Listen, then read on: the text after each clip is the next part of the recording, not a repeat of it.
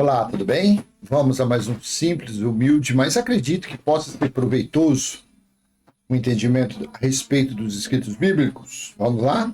Porque as ofertas dos religiosos não é para Deus. É isso mesmo. Deus Espírito, o Alfa e Ômega, o soberano, o Criador de todas as coisas. As ofertas, nem essa palavra, na verdade, deveria ser mais falada depois da cruz, depois do sacrifício da cruz. Porque a oferta leva a um entendimento de oferenda. E as oferendas eram preceitos das leis mosaicas. E o fim da lei foi Cristo. Então, se o fim da lei foi Cristo, é uma grande de uma ignorância a pessoa achar que está dando oferta, está cumprindo alguma coisa da vontade de Deus. Claro que não. As ofertas foi um mandamento dado a Moisés ou dado por Moisés. É isso mesmo. As ofertas foi mandamento, preceito, ordenança de Moisés.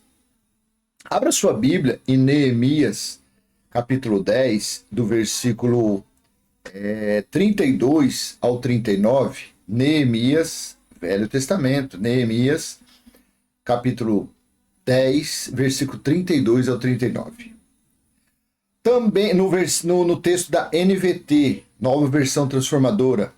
Além disso, prometemos obedecer ao mandamento de pagar o imposto anual de 4 gramas de prata para o serviço do templo do nosso Deus. Então veja, era um mandamento mosaico o pagar imposto, o ofertar a oferenda que deveria ser levada ao templo. 33. Esse imposto também será usado para providenciar os pães da presença, as ofertas regulares de cereais e os holocaustos, as ofertas para os sábados, para as celebrações da lua nova e para as festas anuais, as ofertas sagradas e as ofertas pelo pecado, para fazer expiação por Israel, será usado para tudo que for necessário para o trabalho no templo do nosso Deus.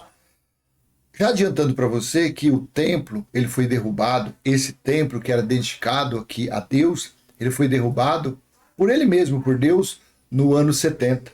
Lembra lá em Mateus 24, do versículo 1 ao 3? Jesus disse aos discípulos que não ficaria pedra sobre pedra. Assim foi na quase totalidade da cidade de Jerusalém, e o templo que foi destruído até os alicerces.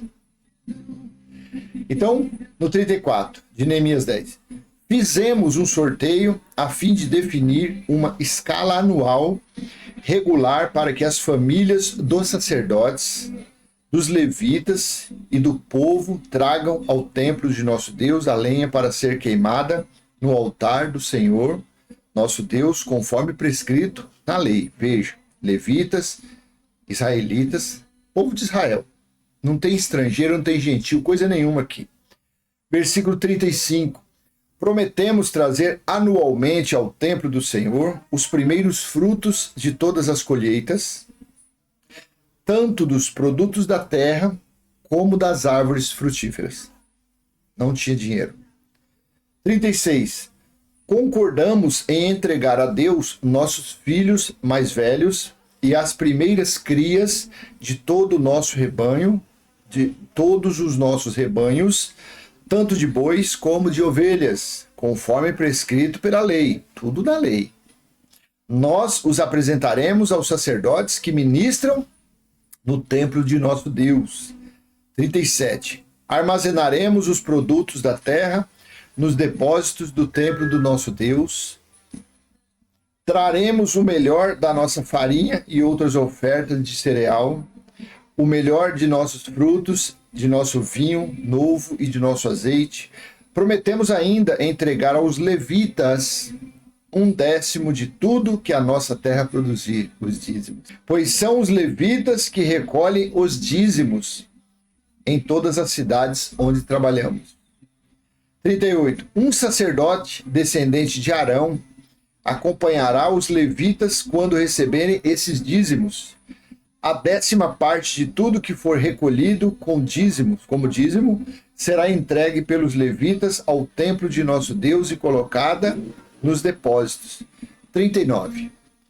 O povo e os levitas deverão trazer essas ofertas de cereal, de vinho novo e de azeite para os depósitos e colocá-las nos recipientes sagrados perto dos sacerdotes que ali estiverem ministrando.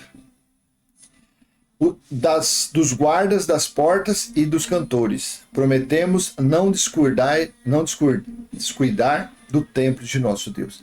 Veja, aqui deixa claro que as ofertas, o pagamento do imposto, foi um mandamento da lei, e esse mandamento foi dado aos israelitas, foi dado aos pertencentes das 12 tribos de Israel.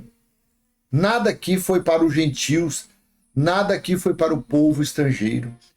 Se eu estivesse lá, eu não faria parte disso, porque eu não sou judeu, eu não tenho sangue judaico. Você entende? A canalice, você entende? O erro, você entende as mentiras dentro desses templos? É um absurdo. É um absurdo, é uma ladruagem. Por isso que lá em Jeremias 5, 26 em diante, foi falado que essas casas são casas de fraude, são arapucas para aprisionar os homens. E assim sendo, eles, esses líderes, esses falsos professores, se enriquecem e se tornam poderosos cada dia mais, às custas da ingenuidade, às custas da ignorância do povo, às custas da maioria dos frequentadores dessas arapucas, dessas choupanas, desses currais religiosos, serem semi-analfabetos, incautos e preguiçosos. Tem preguiça de ler o livro, a Bíblia.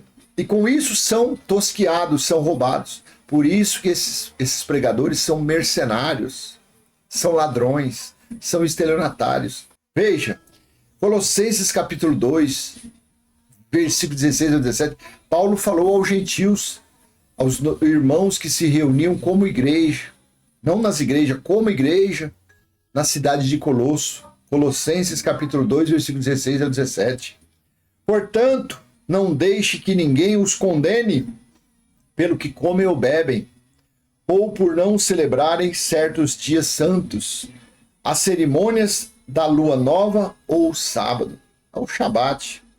17. Pois essas coisas são apenas sombras da realidade futura, e o próprio Cristo é a realidade.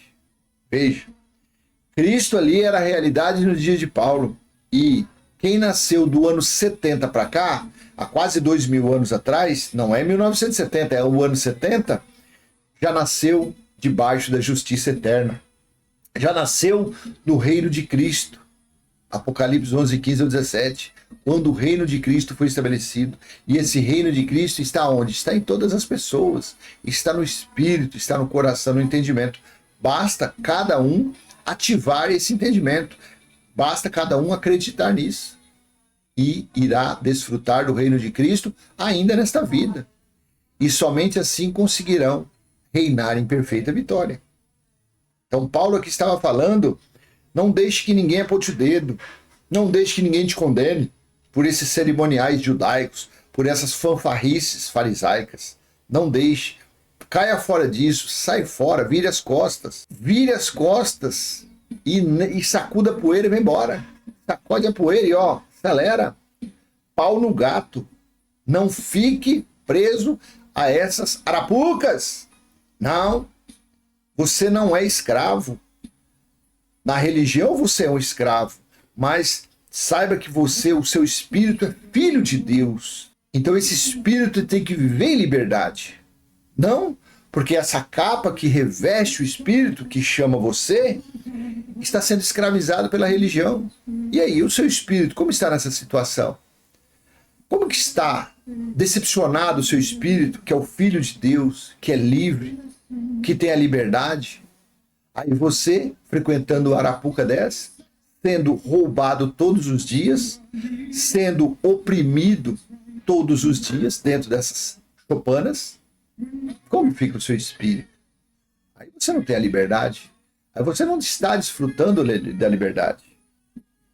E o Espírito do Senhor, ele dá liberdade para todos. Basta a pessoa querer.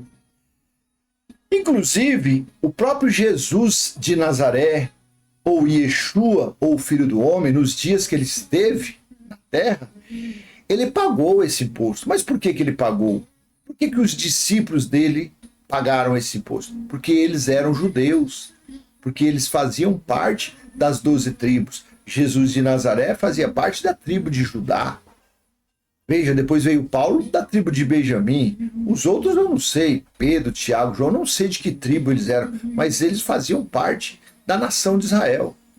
Então veja, quando você lê Mateus capítulo 17, versículo 24 a 27, e aqui é um entendimento muito bom para aqueles fanáticos, para aqueles baba-ovo desses cães mentirosos, que dizem por aí, mas nos dias de Jesus não tinha dinheiro. Não tinha o quê? Dinheiro? Talvez não tinha tanta malandragem como existe hoje.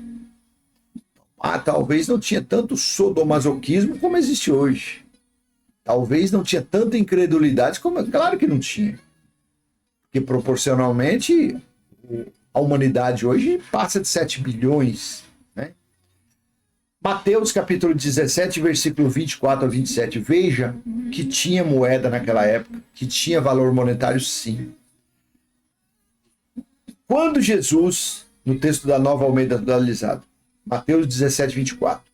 Quando Jesus e os discípulos chegaram a Cafarnaum, os que cobravam o imposto das 2 dracmas se dirigiram a Pedro e perguntaram: o mestre de vocês não paga as 2 dracmas?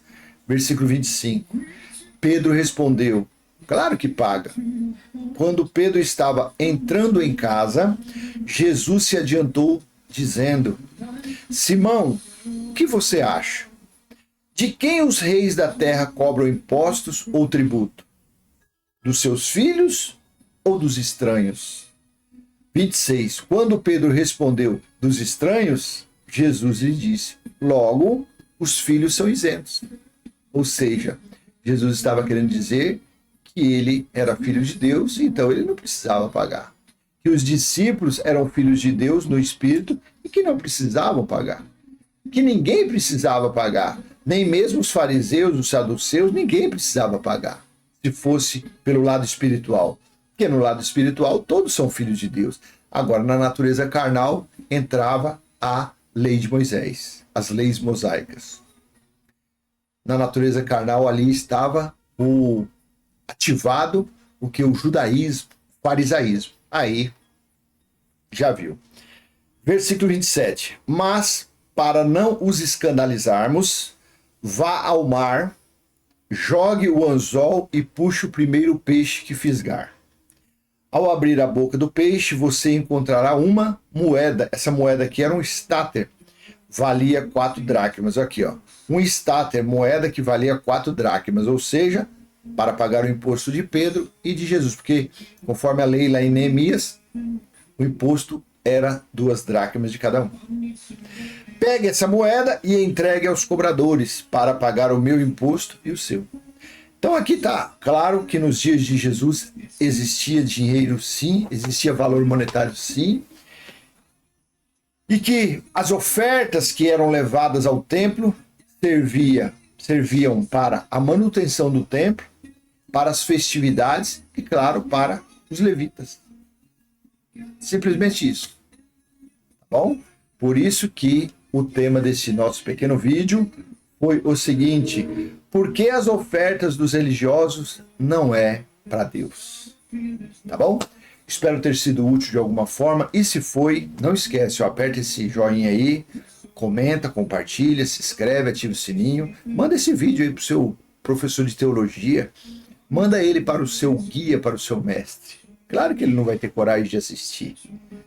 E aqui é muito bom também esse Mateus 17, do 24 ao 27, que desbanca Mateus 23, 23. Porque os cães, os mercenários, eles usam, tá vendo? Jesus mandou dar o dízimo. Mas Jesus mandou dar o dízimo do quê? Jesus falou que os fariseus dizimavam do quê? Do endro, do cominho e da hortelã. Não tinha moeda, não tinha dinheiro. E que os dízimos não eram os preceitos mais importantes da lei. A misericórdia, a fé e a compaixão eram os preceitos mais importantes da lei. Depois você lê Mateus 23, 23. Bom, até a próxima, se assim o Pai do nosso Espírito, que habita em nosso Espírito, permitir. Um beijo aí no seu coração, um aperto de mão, um abraço. Até a próxima. Tchau, tchau.